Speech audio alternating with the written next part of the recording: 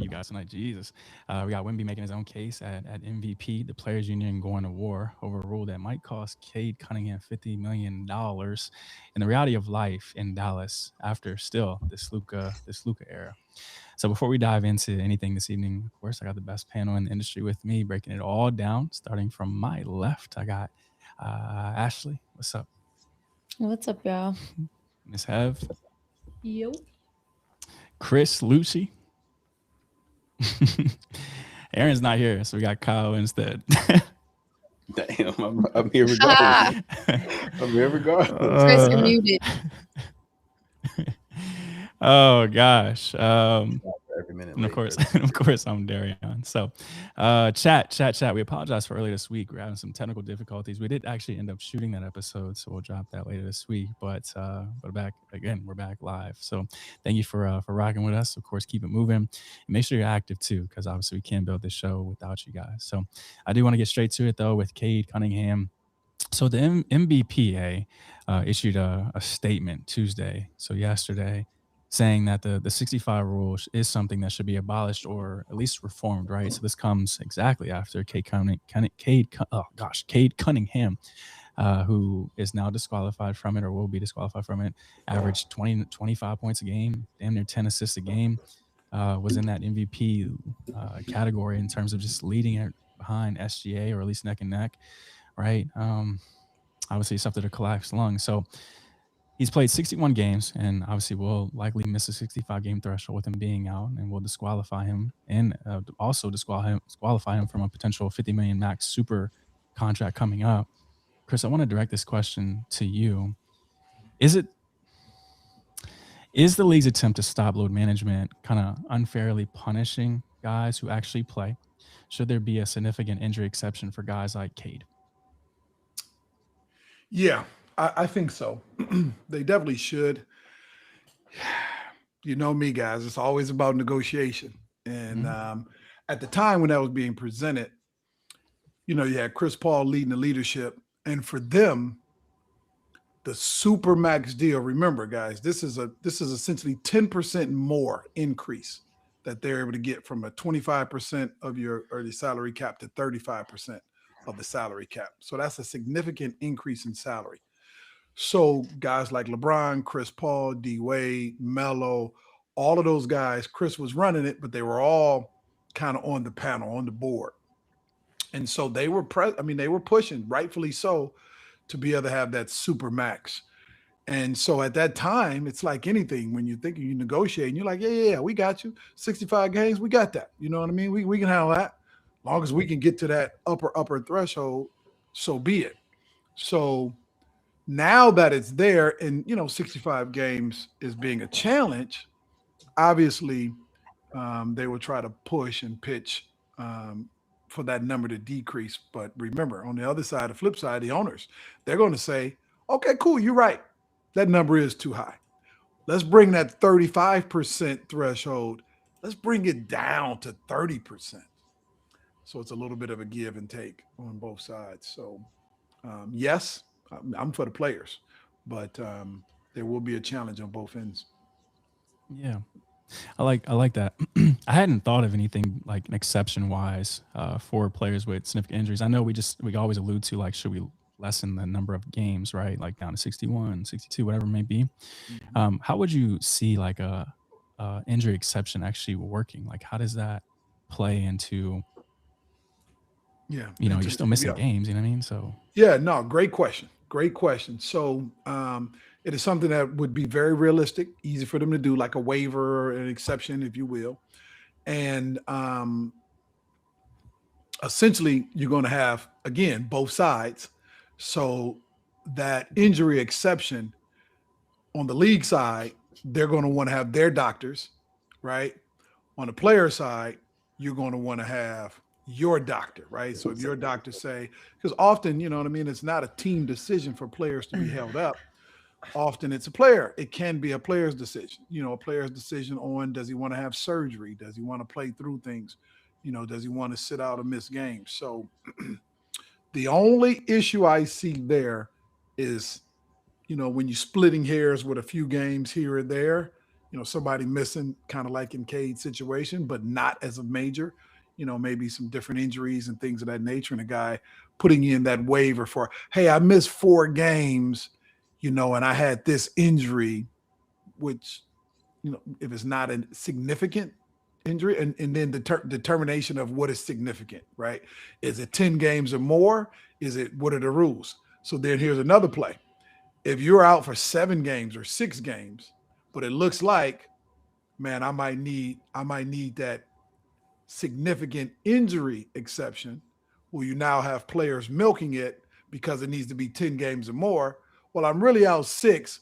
Let me milk it 4 more games to get to 10, so I have that exception. So there's a lot of stuff to play with in that.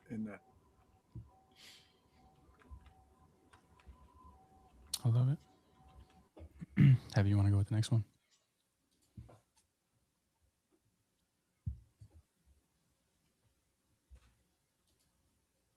Have? She might be frozen. Yeah, look, she looks frozen. Yeah, she Okay. does look frozen. So to everybody then, if the league keeps this rule as is, does it actually help the product of basketball in the long run? Right, we're gonna have this 1 year, maybe the next year too, where people are giving pushback still. Does it help, or does it actually still create a group of disqualified and upset stars who fans ultimately can't celebrate? I mean, I still think that the basis of the rule is like, I understand it. I think that it's something along those lines is going to be necessary. In my opinion, I don't think the games need to be lessened in terms of the amount of games. I think that, like Chris was saying, there has to be the ability to, file a waiver or have these exceptions, because injury that you can actually see, like there's a physical problem where you can see and a doctor can diagnose it and it's something that can be seen and everything. Like, I think those ones you can't really fault the players for those. It's a little bit different. So I don't think that the rule needs to go down. But I do think that there are some tweaking that needs to be done for that rule. Do you guys see it as an insurance policy for teams? Nah, I don't think so. I don't know. I think it's just a small way to guarantee that everybody's playing as much as they possibly could. I don't really think it has much to do with the teams, because the teams will be quick to sit somebody if they're looking to tank. That problem is running rampant right now through the league. So I think it's just the league trying to control load management as much, and people playing as much as they can. I also think any business entity is going to try to take advantage of any loophole that they can find. So I don't think it's necessarily an insurance policy, but it's definitely something that can be played with as somebody who's controlling a business. That's fair. Yeah, I mean, ultimately the product, the fans, the league always talks about the fan experience, and the best fan experience for the teams is that their stars play.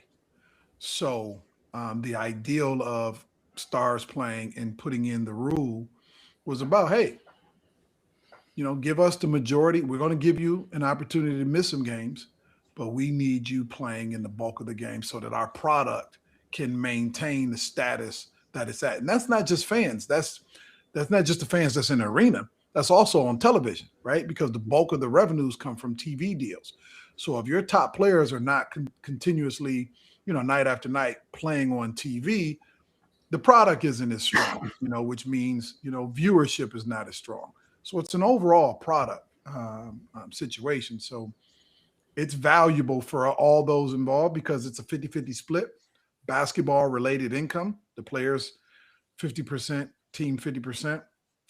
It's important for the product to be strong. So both sides win. So it's definitely a little bit of a give and take. It is a CBA. That last comment is funny to me because that's literally what the load management is like. That's the point, is that they can't sit him to rest him. Wemby, the comment that was just there talking about Wemby and the Spurs wish that they could rest him right now so he can, but that's literally the point. like I understand like you have to do a little bit of load management, like maybe cut the minutes back a little bit and everything, but that's quite literally why that rule is in place. But anyway, if Cade misses out on all NBA and that $50 million extension because of a freak lung injury, does that damage the relationship between the players and the league office for the next CBA? You go ahead, have you chime in. I'll jump on it too. Go ahead. You chime in a little bit. No, I don't. I just don't understand. Like, I have a very straight, thinking on this. Players need to be playing. You're getting paid 8 figures, 9. You need to be playing. It's that simple. I don't think it should damage anything between the CBA. I don't understand this whole load management thing. It just recently started becoming a thing, and as technology and knowledge grows, understanding the body more, having more resources, I don't understand the cutback. You have way more resources than they did playing 82 games in the 80s, in the 90s, in the thousands. I don't understand that part. It annoys me. You have so many opportunities to take care of your body throughout the season, and you're getting paid 15,000 times more. What are we talking about? Like, they need to be playing. Wow. I feel you. I agree with you on that. Wow. I think there's too much information given out there now, so everybody's just overcompensating so much. Like I recently saw something, and it was just like the reason why people were tearing their Achilles is because their shoes were too flat and there's not enough arch on the bottom. Like I'm just like, they used to play in Converses in the past, so I don't know. So it's just like I think there's just so much information out there, and everybody's trying to figure out what the best thing to do. Because like you said, things are so much different. Things have evolved so much medically and just knowledge that why are we now backtracking and trying to play less games when people play way more in the past? So I completely agree with you with that. Yeah. I'm just unk on this one. I'm just so proud of y'all. I'm unk all day on it because I obviously would think you guys would be on the opposite end of the spectrum. And for you guys to, I don't know where Darian's at, but for you guys to want the players to play more and recognize the fact that with all of this that we talk about, all of this information, all this technology, all of these resources available, why not be able to play longer? I'm just grateful to hear you guys say that out loud. That's incredible. I will address the CBA part of the question. I'm gonna stick to that part only. No opinion. It's a small percentage. The super max players, it's like 30 guys. You know what I mean? You can have maybe up to 3 if you will. You can have max, right? There's different levels to the max. 25%, 30%, 35%. So we're only talking about the super max guys. So you're talking about a small percentage of the 450. You know what I mean?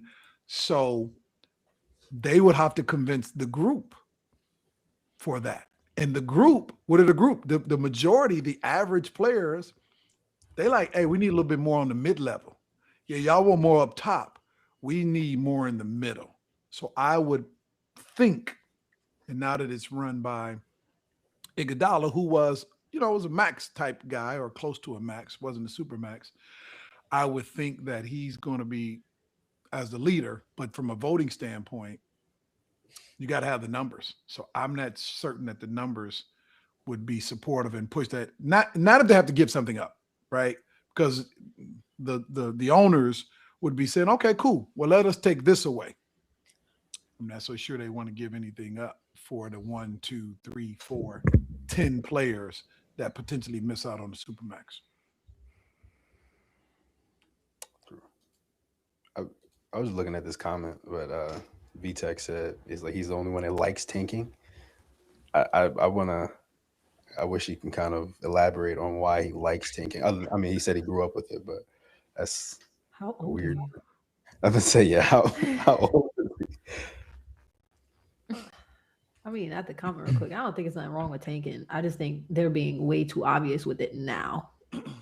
Like they're overtly putting in strategies to tank. That's not okay. For sure. You holding back over there, Darian? OD. Yeah, what you got? What?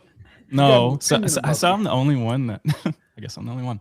All right. So again, I'm pro player. I hear you on everything you said about players needing to play, right? Advanced medicine, yada yada yada. I get that. Players definitely should be playing. No one's gonna argue that. But I think this situation isn't, at least for me, not about guys sitting, right? This is about a guy, if we're talking about Cade, who played damn near all season and then got hit with something that he could not control. And yes, I agree. Better medicine, right, is a thing. But to me, it also doesn't eliminate the risk of actually being out there and playing an 82-game season. It does help you recover, though, and that's where you have the upside. But you can't prevent like a collapsed lung, right? That's not a thing in life.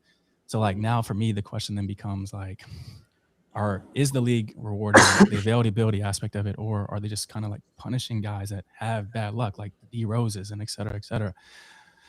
So, I mean, I don't know. This isn't a load management thing. So I do have a fix, though. I have a fix. I didn't just come with nothing, right? I think that like keep the spirit of the rule, right? So like 65 games, yes. But then add like a little bit of flexibility for like certain players. So like if a player, hits like 50, 60, 65 or 55, 60 games, right? But then suffers exactly what Cade did, right? A very significant injury that then puts him in that bracket of not being able to get awards or not being able to get max contracts, then I think the team should be able to submit something to the league for review. It's not automatic, but it would be like a case-by-case exception to where the league can say, this guy clearly was playing and he was playing at a high level. This wasn't a load management case. Maybe then we could accept that for like a player that could be eligible for an award or be eligible for like, contract extension at a higher level. Because you still protect the lead from guys sitting out. That's still going to be a thing. But just don't punish the guys that were actually showing up and competing towards something like that. That's my thing. I think there's a human element to it. That's all. It's not. It shouldn't be black and white. I love the spirit.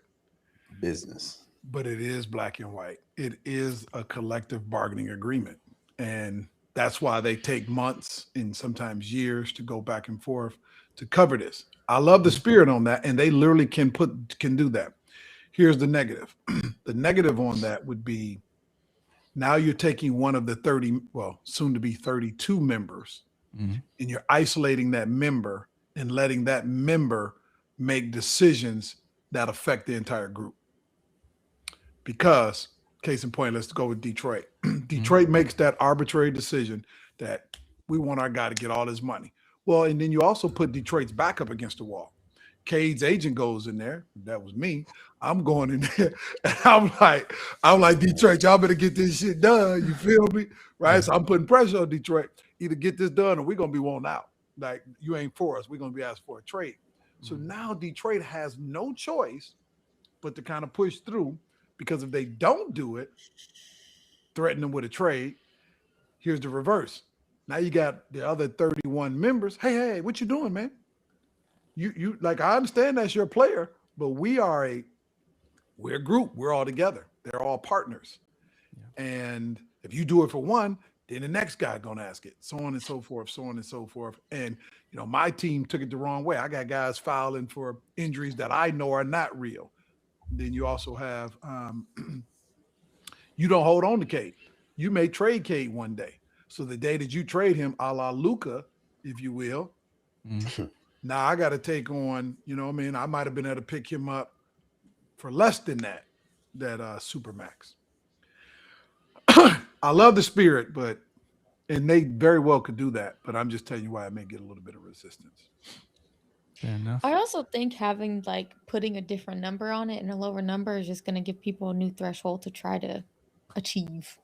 So I think it's genuinely going to have to be a case-by-case basis where you submit all the evidence, because it's literally going to have to be damn near an investigation with how the NBA is now. And if it's not something that can be seen on a scan, or I other than that, I don't think that there's another fix to that. Like I said, it's just going to create a new goal for people to try to chase to be able to be in consideration. Yeah, I agree with that. I don't think they're going to have the numbers, because it's the Supermax is such a small group. They have to get their entire membership to sacrifice something in the exchange. But, that's what negotiations are for. So I'm anxious to see how it plays out. But it'll definitely be a topic. The NBPA already commented on it, right? They already made a statement about it. So that's a precursor to let you know we're going to be fighting for this in the future. Yeah. And Kyle, before you go, Jaylen Brown is what to the league? He's the president of? He's a VP. Oh, VP. The president is Andre Iguodala. Well, okay. So there's a director, Iguodala, and the current player president is my man who got traded from where is he? In Atlanta now? Used to be in Portland. More details. What's the guard? Used to be shit. He went from Portland to New Orleans. I think he's now. No, he's good. Went from Portland. It was Dame's running mate. CJ McCollum. Yeah. CJ McCollum. CJ McCollum's the president now. Okay. I thought you said shitty guard. I was like, damn. That's what I heard. No, he got the job. No. No, the reason I'm bringing it up is because Jaylen Brown just had on his live. He had talked about this where he was he wasn't in favor of changing anything with the rule. He said it was perfect for the league as it is now because he was tired of seeing guys play 50 games he called it you only showing up to work half the time and still getting awards. So he's a VP. He is vice president and would have a major vote. Okay. All right, cool.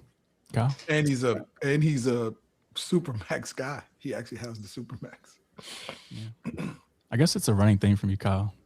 You look like you got a poop and you have no camera.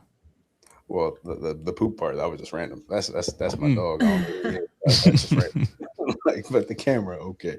Right. But the Bucks just recently waived Cam Thomas for Pete Nance. Despite being an elite bucket getter, Cam is back on the market. So Cam Thomas has put up 30 points in every jersey he's worn, yet Milwaukee just waived him for a two-way guy. At what point, if a team keeps waiving you, is it the team's fault or is it your fault? When does that become the issue? Oh, for Cam Thomas, I mean, I got into like an hour argument with my pops about this. It's a little twofold for him. For Cam Thomas, it sucks that he was doing this on a really bad team because it just showed that you were a bucket getter and you couldn't do anything to help a really bad team. And then also, I personally believe, what in the world can he do for any team that can succeed? Hold on. He can score 30 on a winning team. You do not need Cam Thomas to score 30. You don't need that from him ever because he needs too many possessions. You know what I'm saying? He needs the ball in his hand. You don't facilitate. You can't really run the offense. You're like a Jordan Poole. If Jordan Poole started on the Nets, I don't know if his career would look the same. He got the right opportunity and showed that he could impact winning. Cam Thomas is a Jordan Poole on a really terrible team, and then you took 50 shots to get 30. Yeah. Wait, why did he ODing on you? I forgot. I don't even know how it happened. I think it was Darion's fault for real. But ever since, you know what I'm saying, just be chilling. Cam Thomas plays. I seen a comment that he'd be great overseas, and I never want to talk about nobody like that, but that's how they play overseas. Somebody paying you $1 million to shoot the rock 50 times and just score. I was not expecting you to say that. I really thought she was going to be in favor of Cam in some way. What? I did. I swear. I also hate the Nets. So that's true. Maybe I should expect that aspect of it. I'm with you. Last time you liked it when Brooklyn was there, and when Katie was there. No, I never liked the Nets. What, you didn't like them there? Oh, no, they're from Jersey. Never liked them. Yeah, Knicks. She's all about the Knicks. Yeah, that's right. Yeah, I mean, I'm gonna comment on this. Cam Thomas, he had a $30 million offer. He had a $9.5 million offer. And I hate this. I don't know what it is with agents or players or the combination of both, where you have this mentality of bet on yourself. I'm bet on myself. I was thinking the same thing. The gambling with lifetime bread, to me, Victor Oladipo, little Isaiah Thomas, the famous tweet, Nah, Boston, y'all got to back up the Brinks truck, right? And there's a shit ton. The list is even longer, right? But those guys stand out. Guards, especially, right? Little Isaiah Thomas, Victor Oladipo, twice on the bag, Cam on the bag. You're a small guard, man. It's a bunch of guards. You got an opportunity to secure, crazy money, that people outside of the game that can set you up 30 million, 30, anything north of 30 million, 20 million. Like, you could take less years, take less years, figure it out, bet on yourself that way. But to walk away from it, there's so many players that have done this. And I don't know. I mean, I worked for the SFX, and so I get it. Typically you're gambling with your play. You're essentially, if you're an agent that's supporting that, you're gambling with that player's livelihood, long with not just his livelihood, his family tree, because that's family tree type money. 30 million, 50 million. That's a whole legacy. Yeah. So it's very disappointing, man, for me. That's just my comment in that space. No, I was about to say the same. Well, not as articulated as you, but I was about to say this is a situation where I feel like betting on yourself went wrong. Like, because you've been betting on yourself, and that's been a thing that's been going around for a while. And he has the talent, he just don't have the game style that actually fits a system that would actually pay him and keep him on the court or keep him on a team. Well, let's dive into that. So, I mean, we've seen guys like Jamal Crawford. You got, Lemon Pepper, Sweet Lou Will, right? Guys that are known for scoring. They've been six men. They've made careers out of it. What is missing from Cam's game that stops him from being, from a contender fully committing to him, as a core piece? The mentality. That's what I feel like. I thought Jamal Crawford and Lou Will, they knew they were buckets and they knew what they were coming in for. They were in 16 minutes to get 20 points. But like Cam, like he thinks he's the guy. Like he'll be on the same team with Steph and be like, yo, I'm shooting the ball. Like I shoot better than you. It's like, nah, you can't have that mentality. You have to defer. Like you're unfortunately when it comes to the league, you're not the guy that they're looking for. But last second in a last second shot or something like that, that's not the fourth quarter or not a big bucket getter, then like, yeah, do that. But you're trying to showcase it the whole game. It's just not. I don't think he's that guy to do that. Mm-hmm. I'm with you on that. It's not a talent issue because I think he's very talented offensively. I think it's like from a team's perspective, I think it's maybe a trust issue because like we talk about Maul and Lou Will, teams knew exactly what they were getting and when to use them, right? And plus they embrace that role more than anybody we've ever seen. I think with Cam, like how you're just saying, he's still trying to do that shit. I think he still feels like he needs to prove that he's more than just that instead of kind of locking in, especially being on the Bucks. Like I'm not saying they won't win anything this year, but they have championship caliber behind them, right? I think he wasn't locking into how he can help that team win. And then with the Nets, again, you talked about it just being empty calories. That's what it looked like. Man, nigga, just let me get a bucket. Like I don't care if we win or lose. So I think for a contender, it's not how you score, right? Or if you can even score, it's like, can I trust you in different moments on both ends of the court without the ball in a system? Like, what else are you giving me? So I don't know if mentality, sure, but I don't know, learn to do something else then for now, because your narrative is crazy, especially if you're getting cut by the Bucks. I don't know. Yeah, I mean, like Ryan Rollins. I mean, he's a young fellow on that team, and he's having a breakout season. I think he's averaging 16, 17 points a game. I mean, why is Ryan? Well, I guess maybe Ryan plays the point, or maybe he's distributing the ball better. But what is it that Ryan is doing and able to be good, and then Cam not? I mean, that it's hard because Cam Thomas has the skill. Well, hold on, let's back up. We look at the two guys we mentioned: Jamal Crawford, Lou Will, like Murph and Darian talked about. They're six men of the years of the league. Like when you talk about the best people to come off the bench, you're gonna talk about those two. And if Cam Thomas wanted to be that guy, you could have been that guy for the set amount of time. You could have came off the bench and had a whole squad to yourself and been that guy, but that's not what he wanted to do.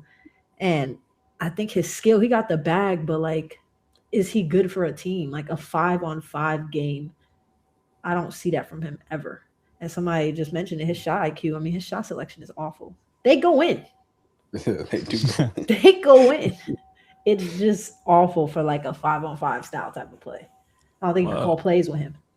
I mean, to argue that, you said his shot selection is awful, but they go in. I mean, Brooklyn just got MPJ, who's doing the same shit, if not worse. His shit goes in, but they're praising him like, damn, he can actually score. But they won in the same. But go ahead. I was about to say that too. Like, he does it differently because he doesn't have the ball. Cam Thomas has the ball. If MPJ gets the ball, he's putting that bitch up. Like, if he passing the ball, he's gonna shoot. But Cam brings the ball up the court, he's gonna move. Like, he's gonna do everything and then shoot the ball. Like, he doesn't just shoot the ball like while he's bringing the ball up the court. Cam will come up and shoot a 30-foot three because he feels like he's hot, and they down by 3 points, and it's 20 seconds left on the clock. So it's like it's a different type of cat. Like, you know what you're getting from MPJ, but he's taking the right shot for the most part. Yeah, I mean, you bring up MPJ. That's the same thing, kind of like what I said about Jordan Poole. MPJ started on Denver. He showed he can help a winning team, a team win. He showed he could be a key piece. Now go do whatever you want to do, buddy. You proved you could do something. Somebody else could pick him up and he could take the role. You know, he wasn't doing this on Denver. He was just not at this caliber. Right. Just not this caliber. So yeah, I think Cam Thomas just got. And we got a freeze by half. This is a perfect time for a mid-roll, Kyle.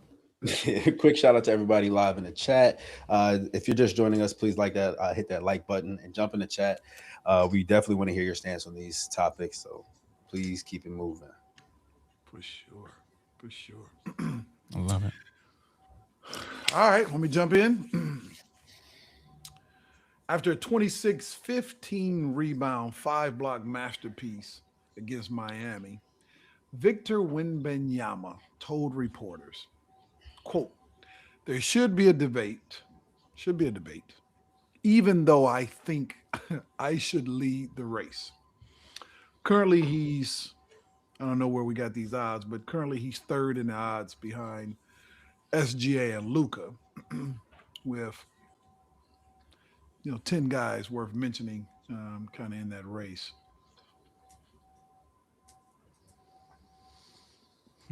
Jokic, Doncic, Wemby, Shea, Jaylen Brown, of course, we're going to mention, of course, Cade Cunningham, but, we're talking about where things are at.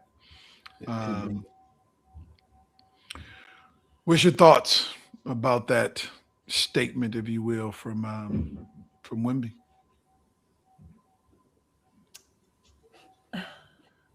I wish Aaron was here. It's almost stop bitching and moaning. Fuck my dog Aaron, you know what I'm saying? Shout out. Fuck Aaron. I mean, go with that.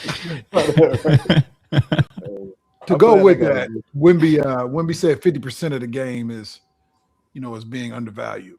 Is he right? Should he be the favorite? Because of his defense over SGA and Luka. Well, I don't know why we keep saying Luka, but over SGA and others. What are we doing? What are we doing? Luka deserves to be in that conversation. Oh, okay. All right. What happened to players not being so, I guess, like cocky and immediate? Like, what happened to them being semi-humble and halfway shutting up in post-game media? Like, damn, this ain't like an interview, a one-on-one. This is right after the game. Like, I don't know. I don't know why he would say something like this. It hurt. It definitely hurts him more. You agree with I would say I feel like, yeah, because I feel like in the NBA, part of it, it's when it comes to like MVP races and all the other things, like some of it's been become about like campaigning for yourself and not just like just playing and hooping and letting people see what they see and judge and vote for you, whatever. It's like, I just like, remember me, like make sure you vote for me. Like what are we doing? This is not the fucking class president votes. Like, come on, like just go hoop and do what you got to do and pray that you're doing enough. Or if you see people not talking about you, then go do more. Like, I don't like it. I mean, he's somebody in the same position has done it before, and they got him an MVP. And Joel Embiid, when he complained about winning the MVP over Jokic, so he probably trying to take a page out of his book. Well, I just want to say one thing. Hev and Ashley, I mean, you know what? Y'all got old souls. I mean, these must be, boy, I'm bad. Look, I'm just loving y'all today on the panel. You hear me? I'm quiet. I'm like, go ahead, y'all born in 72 or something like that right now. You feel me? I'm loving it. Yes, sir. I don't have anything for that. I don't have anything for that. So y'all, no. Have next question. Oh, I got you.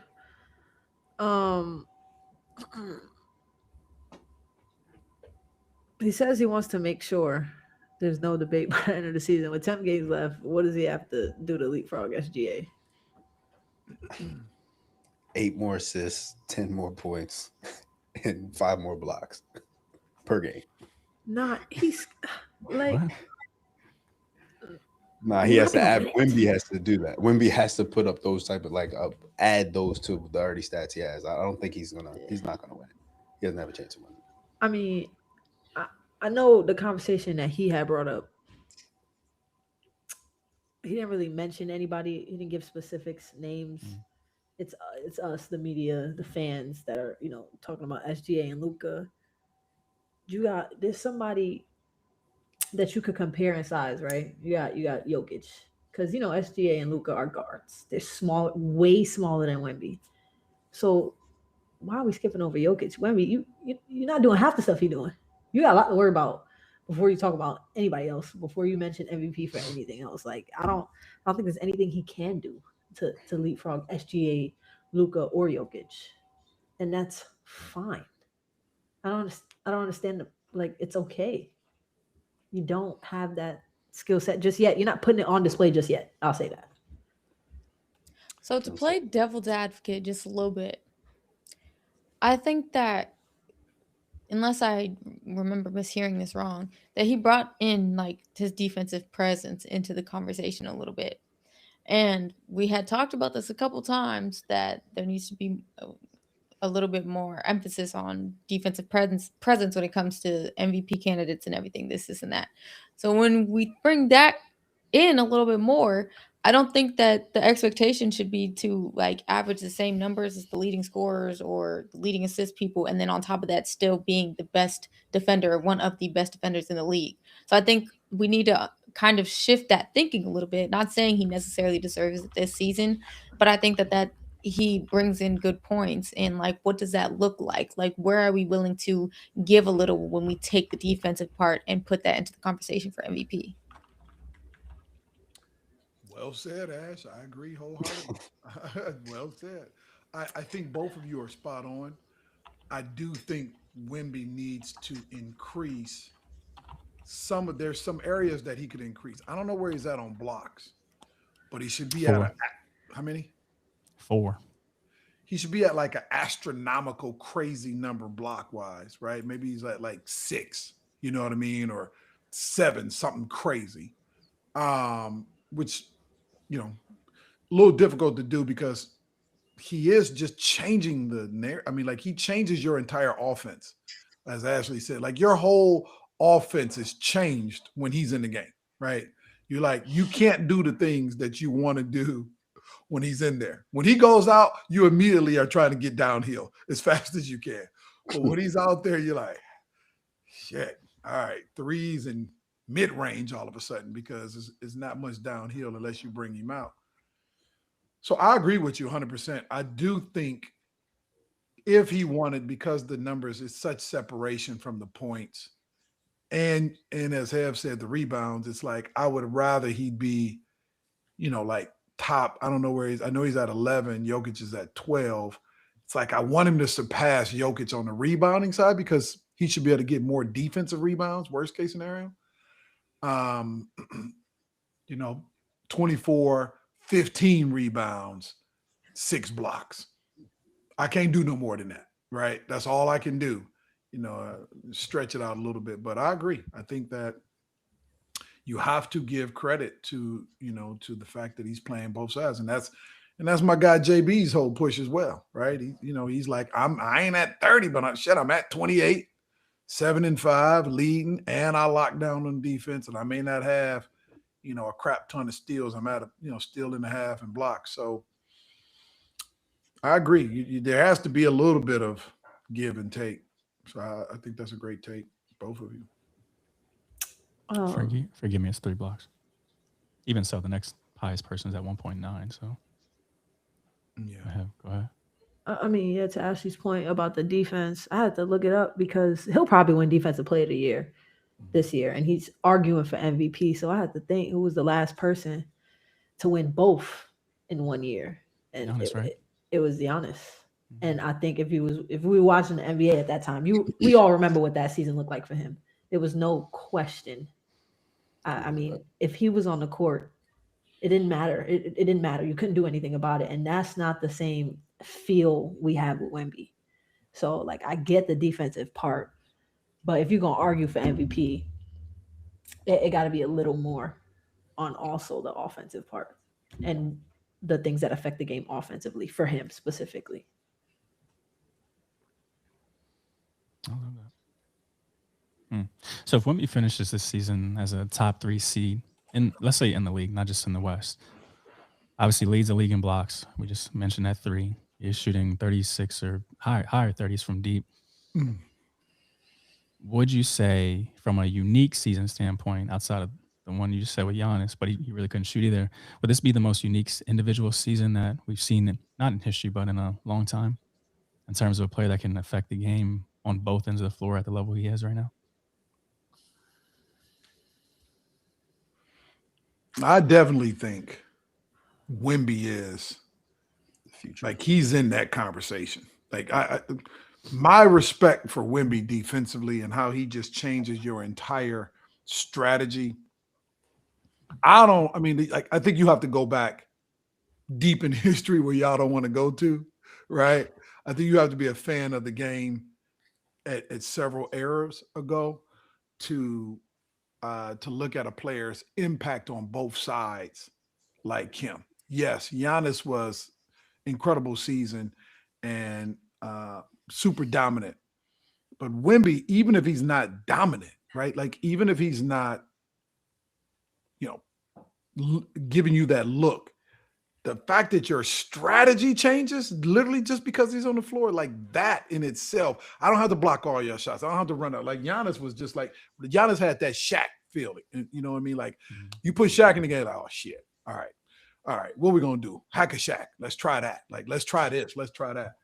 But with Giannis, he doesn't have to physically have statistics, right? It's just the fact that he's there, you literally just change your whole style. So I don't think we've seen stuff like that since, the guys that y'all call pioneers. Murph. No, listen, I'll take it. I'll take a name for that one. I think Giannis. I think Wemby's the future. I think his time is coming. I just don't think it's this year, but in the years coming, he's definitely going to win MVP within the next. I want to say next year, but the next 2 to 3 years. What do you think a realistic MVP season is for him then? My bad, Ashley. No, you're good. What'd you say? What do you think a realistic MVP season will look like for him then? I don't know. He's gonna break some records. I mean, he just, like Chris said, he affects every part of the game, defensively, offensively. He's a freak. We've technically never seen anybody like him. So he's gonna be a new standard of a player, in my opinion. I think he will be because he affects everything in every aspect of the game. So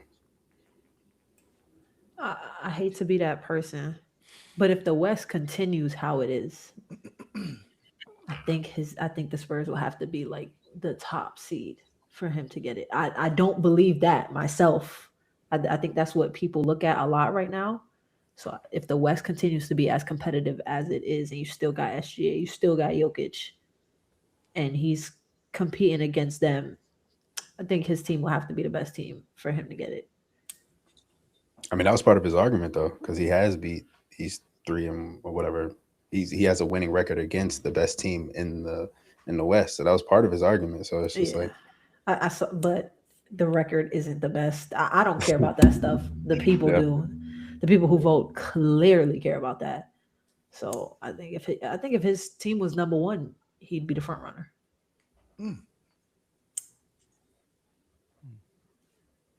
Interesting. You think that's why everybody? You think that's why SGA will end up getting it? Yeah, absolutely, absolutely. I don't know what the definition of MVP is anymore. Yeah, fact.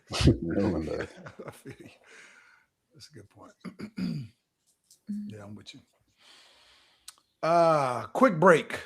Appreciate everybody rocking with us in the chat. Come on now, we I see don't want to go too much into the MVP argument.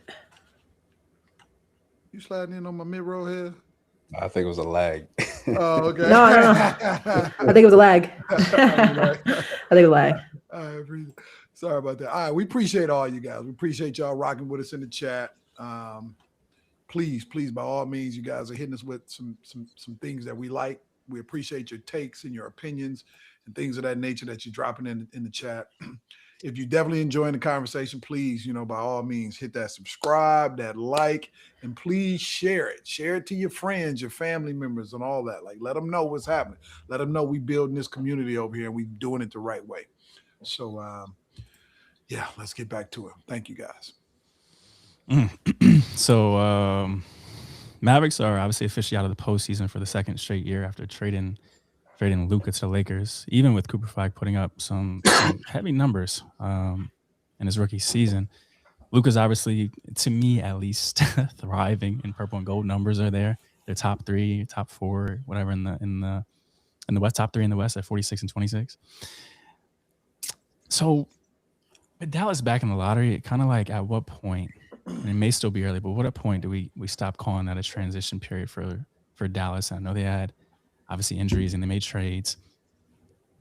And do we start calling this a failed rebuild for the Mavericks?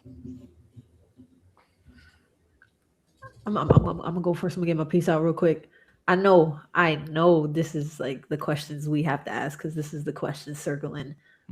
That I cannot stand that thought process from the fans and from now, I guess, like the NBA community.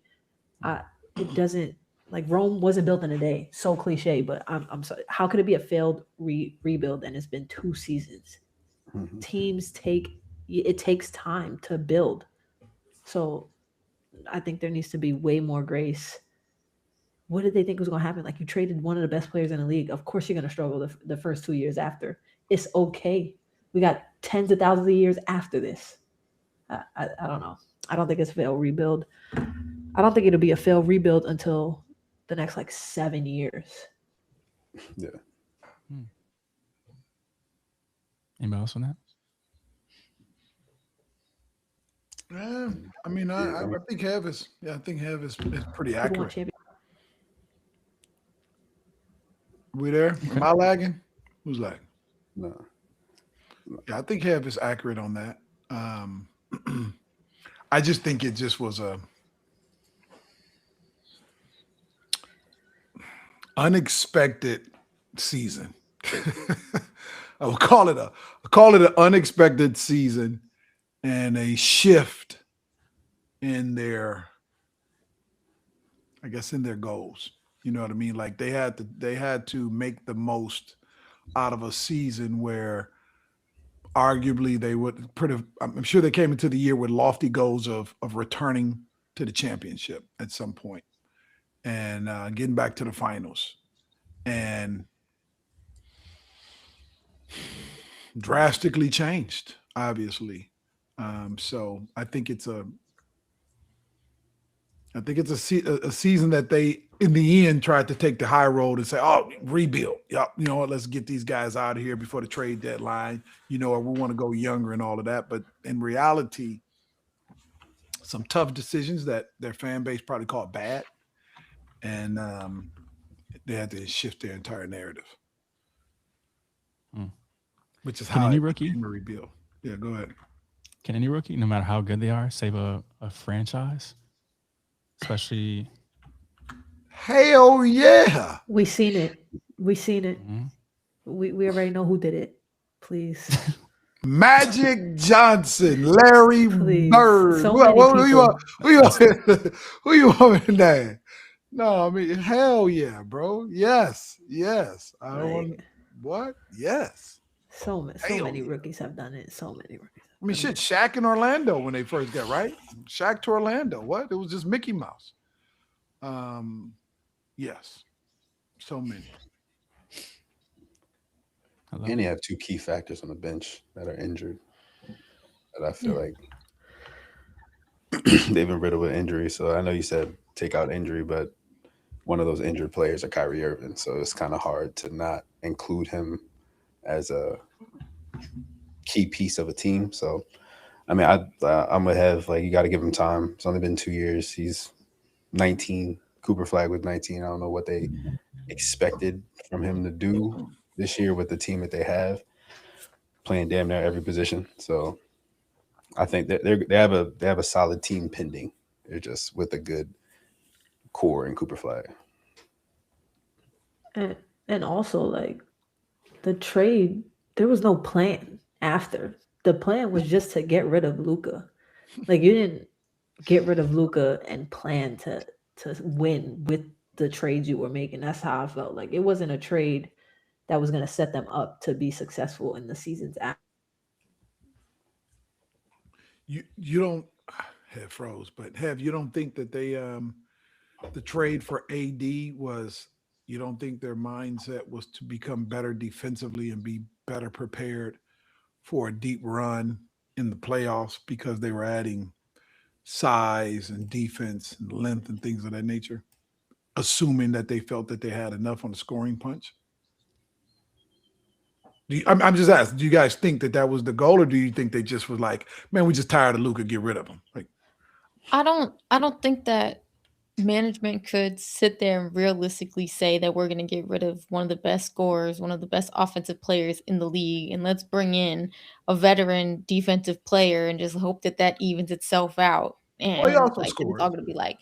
So I think you can maybe make that argument, but I don't even think that was the mindset there, because that's not even like a logical way to look at it. Honestly, you're going to get rid of your offense. I'm just like of part of the offense, but your offense, the heart of soul of it, and bringing some defense and hope that you're still winning games. No. And I don't think they predicted for AD to be taken out by Casper, whatever that finger injury was, and the other joint. Like I don't. You can't predict that. Like that, especially. Yes, you can. That finger injury. That finger injury. I Nah, don't with know. AD, yes, you can. His history, yes, but I'm just saying. I think they thought he was going to get more than what they got from him, for sure. I don't think they were expecting him to come in broken. I think they knew he was going to break. They just didn't think he was going to come in broken. Like, you know what I'm saying? Like, So they sold a bill of goods when they were saying defense win championships. AD is a capable scorer too now. I mean, like he's a 25 a game, 28 a game. He can be, arguably, they were saying that he was, I mean, they wanted him to be the guy for the Lakers. They wanted the torch to be passed to him over LeBron for a long time. He obviously was huge in the championship that they did win, you know, in the bubble. You know, I'm a big fan of the bubble.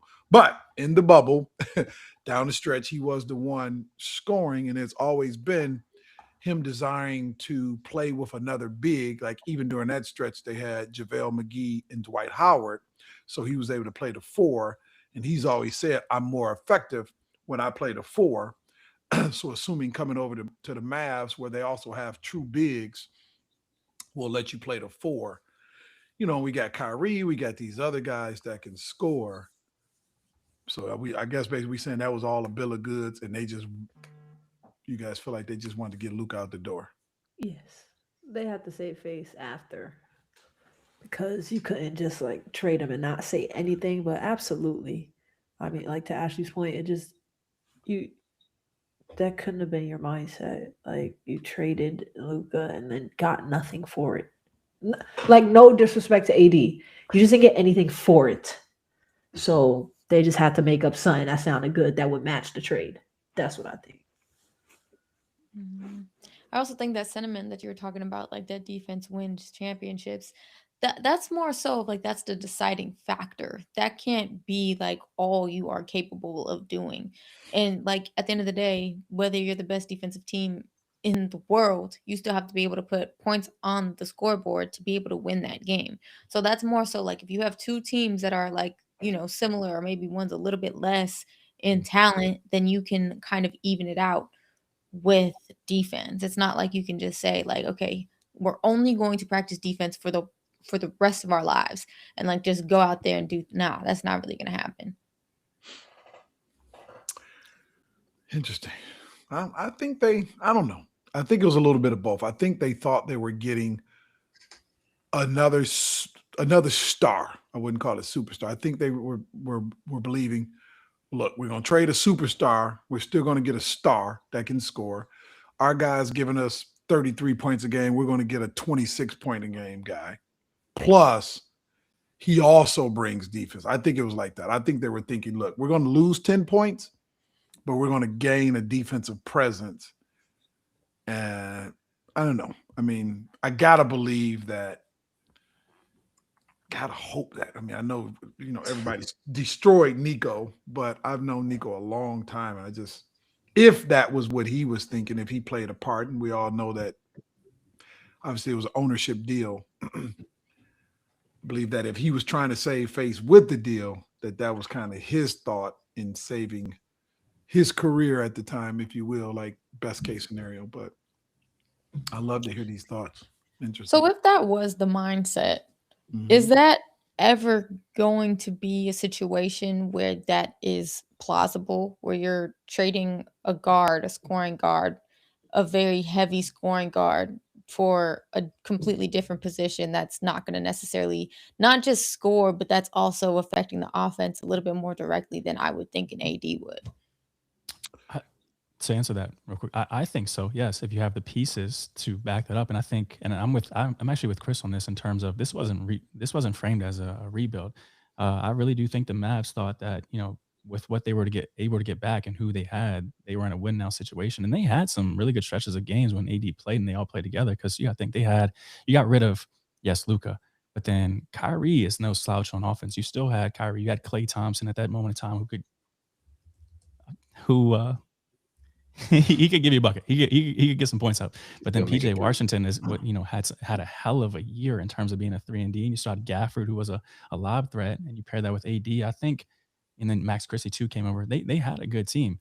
So to go back to what you were saying, I think it's plausible, yes, as long as the pieces are there. But straight up for a heavy scoring guard that carries the weight of a team like Luka does offensively, just for a big that can give you maybe half that production or close to that production, 3/4 of that production offensively, but also gives you defense. No, I don't think that works. No, I think the Mavs had it though. They just, the execution didn't match the vision, especially with all the injuries they played out with. Yeah. So when he left the Lakers, he was 24, 12, and 2. So he was putting up numbers. It's not like he was like just kind of bumming it. So I don't think it was a rebuild. I think it was just, they took an investment and it was just a bad investment, but it ended up being, after time showed itself. Yeah, I agree. I definitely agree. It cost Nico his job, affected the fan base, and put him in a rebuild situation. So if it was the plan from the very beginning, then damn. I ain't the billionaire. You know what I'm saying? Like, it's your billion, sir. But damn, that was, I'd love to hear what he was thinking if that was the plan. Like, wow. Got you. Well, let's wrap up with some W then. Yeah, let's shift gears here. Let's move over to the W. The W, the guy. Ladies got that contract.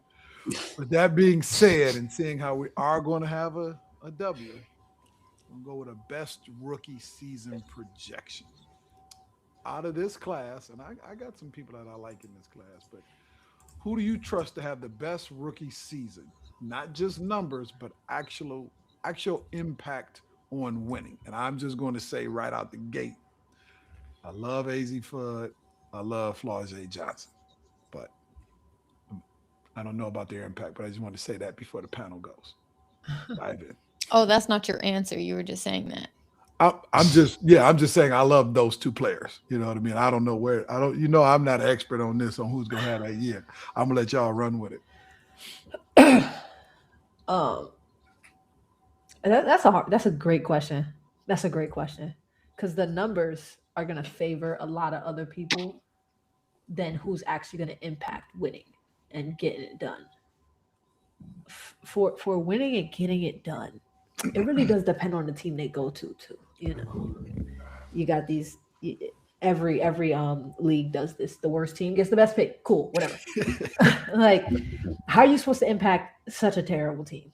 I don't know how you do that on your own. I think as I'm watching March Madness, I'm liking the really tall stretch fours coming into the draft, and I think those will impact the game more. So I'm watching Vanderbilt. I'm looking at Justine Pissa. I think that's how you say her name. Pissa. I don't want to say it. She's like Greek or something. I don't want to mispronounce her name. She's like a tall stretch four, shoots the lights out of the gym, and can play defense. 3-and-D at like 6'4". On the women's side, I think you get drafted to the right team. That's a good look. AZ, I think, could impact winning if she gets traded. If she what? If she gets traded. If she gets traded. If she gets traded. So you're like making the assumption that she's going to Dallas. That's what you're saying with that one? Yeah. So I agree with that, because I don't think that she's going to be able to make the most impact there, because I don't think that that's even like the biggest need for Dallas right now. Yeah. With assuming they're bringing everybody back, because that's all you can do right now, since we haven't done no trades, no nothing right now. So assuming they have the same exact team as last year, I don't even think that AZ would be the best piece for them to even get, in my opinion. I think that I think they need. I would like Lauren Betts to go there, and I think that she would be able to make a bigger impact there. To see her with the guards that are on that team with Paige, I would love that. I also saw a projection where Flagg Johnson would go to Chicago, which I think that would be a great place for her. Not just to team up with her former teammate, but just they've just lacked a fire and in a lot of things that Flagg can bring almost immediately. And I think that you're right in terms it depends where these rookies go. But in those situations, I would really think that those can be immediate and successful impacts that they can make. Yeah. No, we're on the same page of all that. Lauren Betts, I have so many reservations about her. I'm not a hater. I don't want nobody to clip this and say Heaven's a hater. Oh, boo! Don't Come on. do it. I can't get on the Lauren Betts train. I can't. I don't see it translating to the league, but maybe I'm wrong. She's missing the 12 to 15 game, the 12 to 15 foot game away from the basket. That could really help her. That's why I just don't see it. I think Flagg going to Chicago would be good. I'm trying to think. Like, Olivia Miles could be good, but she's really a score. She reminds me of like, I hate making comparisons. She reminds me of like a Kelsey Plum score first guard. Where is that needed right now? That's like right now, where is that needed? Yeah, I don't disagree with that. And I think that honestly, Kelsey Plum's career shows that too. Like in the W, it's really hard for a scoring first guard to come into the league, especially an undersized, because I believe she's more of on the she's more on the smaller side, to be able to come in and do that. Because Kelsey Plum, like, it took her a minute to really establish herself in the W, and people honestly called her washed and this, that, and the third, for the most part in the beginning. But to go back to what you were talking about, Lauren Betts, is I don't necessarily disagree, but that's why I think that she would be useful and utilized in Dallas well, because she wouldn't even have to do much. I think that it would be quick drop offs. I think it could be lobs. I think it could be stuff like that with the players that she's going to have surrounding her. She goes to a different team that's going to demand more of her. I think that's going to be a little bit more difficult, like you said, because I don't think she's polished and in the space to be able to go somewhere and be a star and have to, like, yes, this is what I need to do. I'm here. Look at me right now with the other bigs that are in the league right now. That's great. That's a great point. That's a great point. It's like, yeah. Like Aaliyah Boston, when she kind of came in. I mean, Ashley, I was about to say the same thing. Not the same exact thing, but I was saying Lauren Betts. I mean, she's 6'7". I just feel like, even though she's not as polished when it comes to that 12 to 15, but she's 6'7", 16 and 2. She's averaging, like, especially if she's on a team like Dallas, when you have, like we've all kind of agreed when it comes to the best playmaker, arguably one of the best playmakers in the W. So, like, I think that 6'7" body frame is going to be a problem. I mean, correct me if I'm wrong. There might be less than 10 women over 6'6" in the league. So I just feel like that's a hard thing to guard. Yeah, I think that, Tev, correct me if I'm wrong, that the draft is like heavy on guards this year. Yeah. No. Yeah. That's why, like, when this question came, I'm like, it's a lot of guards. There's a lot of small people, and that's why I mentioned the stretch fours are gonna have the biggest impacts, because the last, like, 3 years, guards. Right now, they need that 3-4 position. They need somebody that's gonna run the floor. So, like, I'm looking at it right now. You got Kiki Rice projected 6th. I mean, that's a small guard. That's a small score and pass first kind of guard. Yeah. So it's a tough draft class. It's a tough draft class. It's also a lot expected of these people out of the draft class. It's going to be a lot expected out of AZ. I think she'll rise to the occasion. I love AZ's game. I love AZ fun, period. Yeah, this draft class might have like the most, I don't know exactly how to word it, but the most like writing, I guess, on this season because of the new CBA and everything that's come out of it. There's gonna be a lot more expectation, I would think, because like you said in the last pod, have like we're gonna have people that are like, okay, you're getting this amount, you need to perform, you need to do this, you need to do that. And I don't think we had that many expectations for a whole class. You might have that for the 1, for the 2, for the 3 draftee, but after that it's not really the same. So I think that there's going to be a whole lot more like chatter on the rookie season this year, and more so we see more compassion when it comes to the rookies, when it comes to the W this year, because of all the movement, the lack of spots and all this, that, and the third. But that might be out the window now. The CBA should have came last year. Should have came last year. Well, saying that same topic, in today's W, do you trust guards or bigs more to come and make an immediate impact? Well, would you look at that?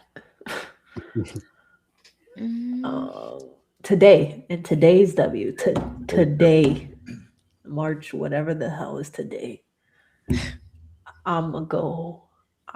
What do we count Asia as? She's just big. She's just big. She's not a big.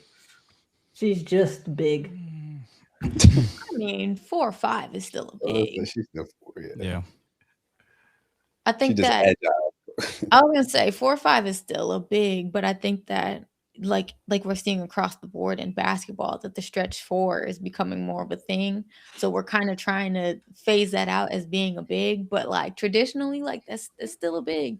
And I think that still needs to be protected as like a big spot. So I think that it would probably be easier for a big to come in and make an impact, just because they're like guards, dime a dozen. Like that's just how it's always been. Like you're gonna have a high concentration of guards. So I think it's gonna be a little bit more difficult to make an impact because you have to be exceptional across the board and have like rookie of the year type stats and everything.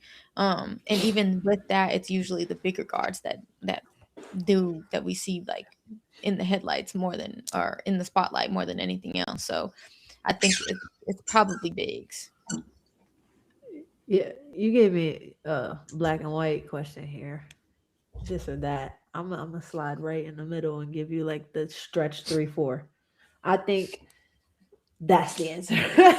The stretch 3-4 can impact the game the most right away. That's my answer. Let me ask you guys a question about that. Not that I'm, I just heard of a few different names in the space, but the young lady, is it Our Fam? Mm-hmm. Mm-hmm. Yeah. And she's playing in Spain, right? And how do you guys think that her game will translate over to the W? And she's a big too, right? She's a forward center. Yeah. Yeah. Man, she's only 19. I honestly think that the transition for overseas players or foreign players, because it's not like they just go play overseas, when they come to the W in their rookie season, that they're probably usually one of the more talented ones. I think the transition is probably going to be a little bit like more seamless because they can be damn near professionals out there and they play against those people, and it's a little bit like the competition that they're able to face would probably be more similar to what they're going to see in the W than we see like other people that play in the States. So I think that I'm not that familiar with her game, but I think that's also the problem. Like the women's side, we don't necessarily get that much coverage for like the top overseas players, because at least twice in the draft, I'm like, who the hell is that? Who is this person that's like, that they sneak in and you're not necessarily familiar with their name? So that definitely plays a part in it too. Now, is she eligible at 19 for this year's draft as a foreign born player? Yeah, because she's a pro. Mm-hmm. Okay. She's a pro Yeah. already. That's how it works over there. I mean, yeah, go ahead. Rookies, I was gonna say rookies can be professionals, but it's their rookie season in the WNBA. That's why we had like the oldest rookie last year, because she was playing overseas for so long and came this year. Now I was just saying, is she old enough? With the 3 year. There's not There's not a an specific age number? limit. It's more so of a number to get out of the NCAA, not get into the W.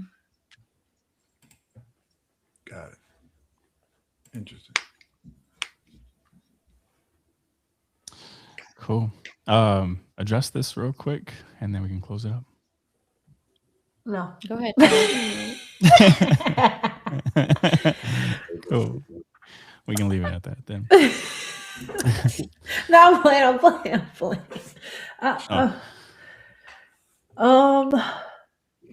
Sure. Like, why do you? Those the only two players y'all know. Jesus, I know that's not the only two players people know either. Like they can't That's help. why they put in the headlines. People can't help themselves. Can't help themselves. I think it'd be dope if Clark and Angel played on the same team. I think it'd be dope if Chelsea Gray and Brianna Stewart played on the same team, like a guard and a big. Why wouldn't that work? Stop it. Come on. Yeah.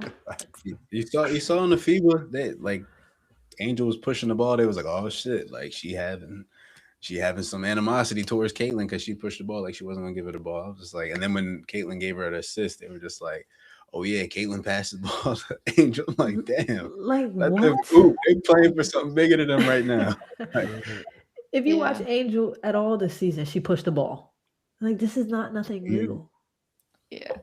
I think that like the idea, okay, cool, but I don't think that could ever like really be executed, because even like the couple games that they did play, there's so much other stuff that comes before basketball when it comes to them two players.